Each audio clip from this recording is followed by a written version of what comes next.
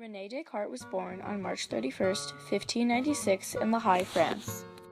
His father was a member of the provincial parliament and his mother died during his early childhood. After she passed away, he and his siblings were sent to live with their grandmother. He was sent to boarding school at Jesuit College. He was a sickly and fragile child who was allowed extra time in bed before the beginning of classes. He often used this time for meditation and thought. He received a very broad liberal arts education before leaving the college in 1614. In the years 1615 and 1616, he received a degree and a license in civil and canon law. In the summer of 1618, Descartes traveled to the Netherlands to become a volunteer for the army of Maurice of Nassau. During this time, he met Isaac Beeckman, who rekindled Descartes' interest in science and opened his eyes to the possibility of applying mathematical techniques to other fields. In 1619, Descartes began serious work on mathematical and mechanical problems under Beeckman's guidance, leaving the service of Maurice of Nassau, planning to travel through Germany to join the army of Maximilian of Bavaria. During this year, he had 3 dreams that inspired him to seek a new method of scientific inquiry and to envisage a unified science. Several works of his new method were started but not completed. He finally abandoned it in 1628. Afterwards, he moved to the Netherlands in order to achieve solitude and quiet. It was here that he wrote a treatise that took him approximately 3 years entitled The World. This work was intended to show mechanistic physics while also asserting a heliocentric conception of the solar system. But the condemnation of Galileo by the Inquisition led Descartes to suppress its publication.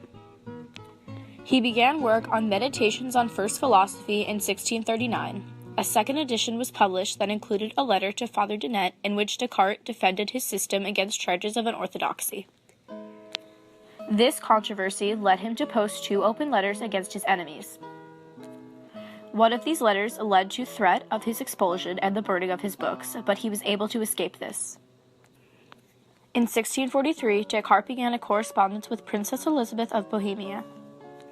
As this correspondence was beginning, Descartes was in the midst of writing a textbook version of his philosophy entitled Principles of Philosophy. He published it in 1644 with 4 parts: the principles of human knowledge, the principles of material things, the visible universe, and the earth. Elizabeth probed him about issues that he had paid little attention to before, such as free will. This inspired him to write a treatise entitled The Passions of the Soul. It was published in 1649 before his departure to Sweden.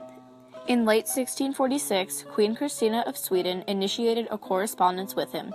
She pressed him on moral issues and a discussion of absolute good. He accepted her invitation to join the Queen's court in Stockholm in July of 1649. He rose every morning at 5 a.m. to discuss philosophy with the Queen. Because of this, he caught pneumonia and died on February 11, 1650. One of the most famous quotes of Rene Descartes was, "Cogito ergo sum," or "I think therefore I am." He says the following to explain his quote. "I have convinced myself that there is nothing in the world, no sky, no earth, no minds, no bodies. Doesn't it follow that I don't exist? No, surely I must exist if it's me who is convinced of something.